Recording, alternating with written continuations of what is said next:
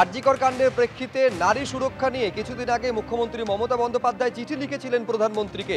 এবার তার পাল্টা জবাব কেন্দ্রের তরফে এলো নারী ও শিশু কল্যাণ মন্ত্রকের তরফে, যেখানে রাজ্যের ভূমিকা নিয়ে প্রশ্ন তোলা হয়েছে।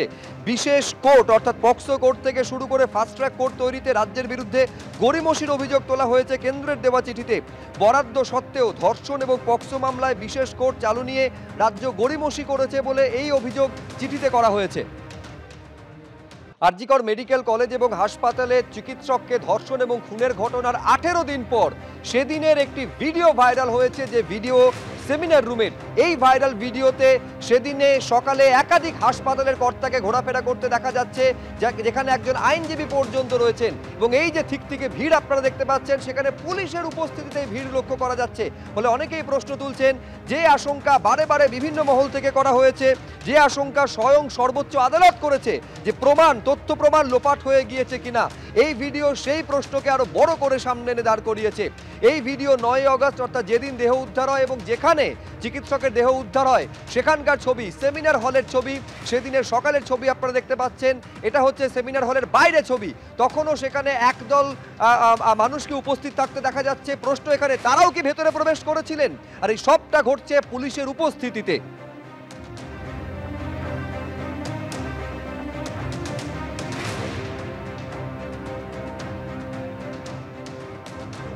ঘটনা ঘটে যাওয়ার পর যেখানে একটা হসপিটালের কাজ চলাকালীন যখন তার একটা ওই রকমভাবে বিভৎসতার মৃত্যু ঘটেছে, সেখানে এত লোক, প্রথম কথা হচ্ছে পুলিশ সেখানে ঢুকে কেন সিকিউরিটির ব্যবস্থা করলো না, এবং যেতে কোনো একটা স্পেস অফ অকারেন্সে যদি একটা চুল পড়ে থাকে বা একটা যদি কোনো কিছু পড়ে থাকে, সেটাকে সুরক্ষিত রাখার দায়িত্ব কিন্তু সেই পুলিশ প্রশাসনের।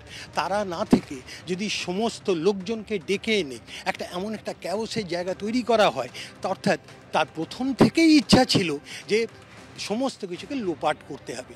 দ্যাট ইজ দ্য মূল উদ্দেশ্য দেখে মনে হলো।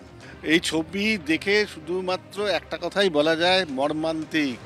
এক শ্রেণীর মানুষ যে আমাদেরই একটা মেয়েকে কেড়ে নেওয়ার জন্য এরকম ষড়যন্ত্র করতে পারে, এটা ওই গল্পের বইয়ে পড়া গেছে। বাস্তবে যে হতে পারে এটা আমরা কখনো ভাবতেও পারি না। আমি তীব্র প্রতিবাদ করছি এবং দোষীদের অনতিবিলম্বে খুঁজে বার করে দৃষ্টান্তমূলক শাস্তির দাবি করছি, নতুবা আগামী দিন কাউকে ক্ষমা করবে না। অত্যন্ত দুঃখজনক, যারা সবচেয়ে বেশি দায়িত্ববান বড় পুলিশ অফিসাররা ছিলেন, আমাদের সরকারি অফিসাররা ছিলেন, তাদের এই ক্ষেত্রে অত্যন্ত লজ্জাজনক ভূমিকা। এটা সাধারণভাবে এই ভিডিওটা দেখে মনে হচ্ছে এর বিরুদ্ধেও আমাদের কিন্তু সোচ্চার হওয়া উচিত।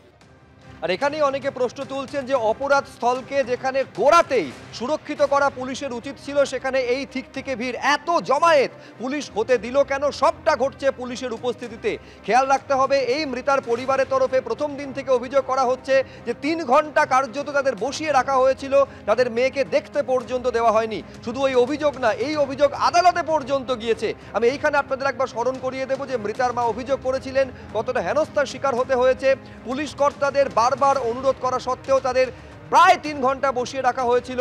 তাদের মেয়েকে, যে মেয়ে ততক্ষণে ধর্ষণ এবং খুনের ঘটনা ঘটেছে, দেহ পর্যন্ত দেখতে দেওয়া হয়নি সঙ্গে সঙ্গে।